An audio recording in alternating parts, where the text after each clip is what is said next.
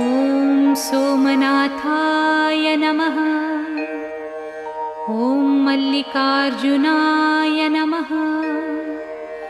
ॐ महाकालेश्वराय नमः।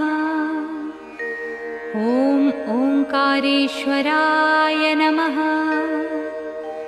ॐ वैद्यनाथाय नमः।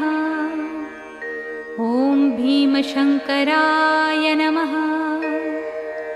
ॐ रामेश्वराय नमः।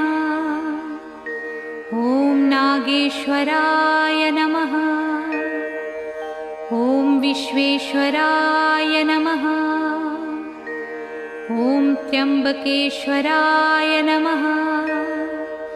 ॐ केदारेश्वराय नमः।